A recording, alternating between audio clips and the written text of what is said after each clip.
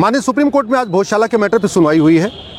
हम लोगों ने माननीय सुप्रीम कोर्ट को कहा कि इस बार जो बसंत पंचमी है वो फ्राइडे के दिन पड़ रही है।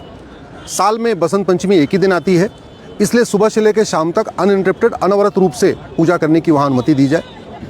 वहीं दूसरी तरफ से मुस्लिम साइड का कहना था कि बसंत पंचमी के दिन जुमा की नमाज भी हो रही है, तो जुमा की नमाज भी हमको 2 घंटे पढ़ने की अनुमति दी जाए। हालांकि नमाज कहीं भी पढ़ी जा सकती है, कहीं और भी पढ़ी जा सकती है। अगर मुस्लिम साइड इसका भाईचारा देखता तो स्वाभाविक सी बात है, एक दिन पूरी तरीके से पूजा होने देते, लेकिन उनकी ज़िद थी कि नहीं, हमें नमाज भी पढ़ना है। तो माननीय सुप्रीम कोर्ट ने इस पर यह कहा है कि बसंत पंचमी की पूजा सुबह से लेकर शाम तक अनइंटरप्टेड होगी, अनवरत होगी। जैसे आरती होती है, जैसे वहाँ हवन होता है, जैसे वहाँ पूजा होती है, वो सब कुछ एज इट इज़ होगी। लेकिन दोपहर में 1 बजे से 3 बजे तक यानी 2 घंटे के लिए नमाज पढ़ने की भी परमिशन दी जाएगी। जब माननीय सुप्रीम कोर्ट ने कहा कि 2 घंटे के लिए नमाज पढ़ने की परमिशन दी जाएगी, तो मैंने माननीय सुप्रीम कोर्ट को ये भी बताया कि वो कैंपस ऐसा नहीं है कि हिंदू मुस्लिम एक साथ वहाँ पे पूजा भी कर सके और नमाज भी पढ़ सके, क्योंकि कैंपस छोटा है और उस कैंपस के बीचों बीच बहुत बड़ा हवन कुंड है। वो हवन कुंड काफ़ी स्थान घेर लेता है। और दूसरा, उस कैंपस में कोई अलग से गेट नहीं, एक ही गेट है जहाँ से एंट्री भी होती है, वहीं से एग्जिट भी होती है। लेकिन मध्य प्रदेश की सरकार की तरफ से ये कहा गया कि वो अलग से व्यवस्था कर लेंगे, separate entry point exit point बनाएंगे और 1 बजे से 3 बजे के लिए नमाज की भी व्यवस्था कर देंगे, वहाँ पे शांतिपूर्वक नमाज करवा सकते हैं। तो फिर माननीय सुप्रीम कोर्ट ने कहा कि ठीक है, पूजा सुबह से लेकर शाम तक अनवरत चलती रहेगी और 1 बजे से 3 बजे तक कुछ लोगों को वहाँ पे नमाज भी पढ़ने की परमिशन दी जाएगी। अब शासन प्रशासन वहाँ अपने हिसाब से व्यवस्था करेगा, अलग से उनको एंट्री एग्जिट का पॉइंट बनाएगा, अलग से उनको पास इशू करेंगे, जो करना है करेंगे। लेकिन आज अच्छी बात यह हो गई कि भोजशाला का मैटर अब सुप्रीम कोर्ट से ख़त्म हो गया। जब तक ये भोजशाला का मैटर सुप्रीम कोर्ट में पेंडिंग था, तब तक ना हाई कोर्ट वहाँ पे आगे सुनवाई कर रही थी, ना वहाँ डिस्ट्रिक्ट कोर्ट में आगे सुनवाई हो पा रही थी। आज माननीय सुप्रीम कोर्ट ने भोजशाला के मैटर को सुप्रीम कोर्ट से ख़त्म कर दिया और इस हाई कोर्ट को कहा, इंदौर हाई कोर्ट को कहा है कि वो इस पर एक बेंच बनाए और जितने भी भोजशाला से कनेक्टेड मैटर हैं, 3-4 मैटर हैं, सभी मैटर्स को एक साथ क्लब करके उस पर सुनवाई करें। हमने तो ये भी कहा था कि 3 महीने के अंदर सुनवाई हो जाए तो अच्छा है, लेकिन माननीय सुप्रीम कोर्ट ने कहा कि हाई कोर्ट देखेगा कि 3 महीने में कर सकते हैं या 4 महीने में कर सकते हैं, ये उन्हीं को देखना है। यहाँ सुप्रीम कोर्ट से 3 महीने का आदेश देना थोड़ा ठीक नहीं है। तो अब भोजशाला का मैटर सुप्रीम कोर्ट से ख़त्म हो गया, पूरा का पूरा मैटर अब इंदौर हाई कोर्ट में चलेगा। इंदौर हाई कोर्ट की में भी अलग अलग भोजशाला से मैटर नहीं चलेंगे, सारे मैटर क्लब करके कनेक्ट होकर एक साथ उन पर सुनवाई हो जाएगी।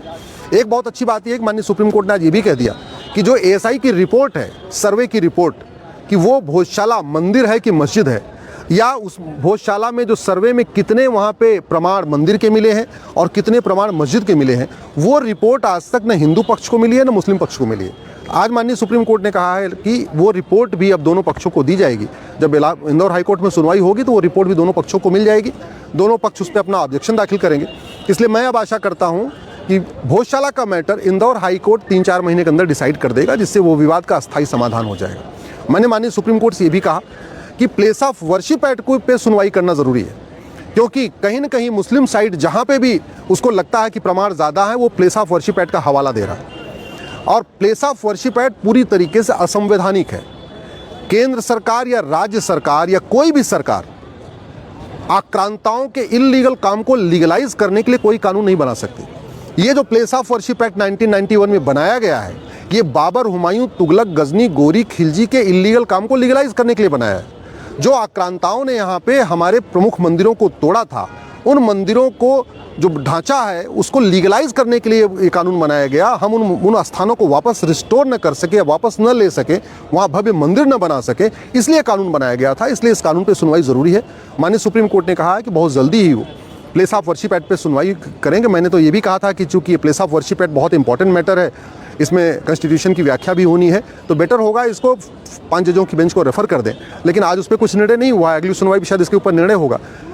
चाहे काशी हो, चाहे मथुरा हो, भद्रकाली हो, भोजशाला हो, अटाला हो, पूरे देश भर में जहाँ जहाँ डिस्प्यूट चल रहा है, उन सभी स्थानों पे मुस्लिम पक्ष की एक ही दलील है कि ये प्लेस ऑफ वर्शिप एक्ट से कवर होता है और प्लेस ऑफ वर्शिप एक्ट कहता है कि उसका ढांचा नहीं बदला जा सकता। इसलिए मैंने कहा कि प्लेस ऑफ वर्शिप एक्ट पे सुनवाई करना और उसकी वैलिडिटी को चेक करना ज़रूरी है। मेरे हिसाब से प्लेस ऑफ वर्शिप एक्ट हिंदुओं के साथ सबसे बड़ा धोखा है, सबसे बड़ा कॉन्स्टिट्यूशनल फ्रॉड है। ये हिंदुओं के खिलाफ एक तरीके से साजिश के अंतर्गत बनाया गया है। ये जो प्लेस ऑफ वर्शिप एक्ट है, ये मुगलों के आक्रांताओं के इलीगल काम को लीगलाइज करता है। इसलिए इस कानून को ख़त्म करना चाहिए और काशी, मथुरा, भद्रकाली, भोजशाला, अटाला या जो भी ऐसे विवादित स्थान है वहाँ प्रॉपर साइंटिफिक सर्वे हो। सर्वे करने के बाद उस per day to day hearing हो और हियरिंग करके सुनवाई की जाए। आज की डेट में साइंस इतना एडवांस हो चुका है कि आज बिना किसी ढांचे में छेड़छाड़ किए ये पता किया जा सकता है कि उसकी फाउंडेशन कब बनी, उसकी दीवार कब बनी, उसका छत कब बना, उसका गुंबद कब बना, सब कुछ हो सकता है। वहाँ जो मूर्ति रखी है वो मूर्ति कितनी पुरानी है इसको भी पता किया जा सकता है। तो साइंस इतना और टेक्नोलॉजी इतनी एडवांस हो चुकी है, तो साइंटिफिक सर्वे करके, कार्बन डेटिंग करके हर एक स्थान पे ये सर्वे कर लिया जाए और सर्वे करके इसकी सुनवाई होनी चाहिए। ये जो प्लेस ऑफ वर्शिप एक्ट कहता है कि नहीं सुनवाई नहीं होगी, ये बिल्कुल गलत है। इसलिए इस कानून को ख़त्म करना ज़रूरी है।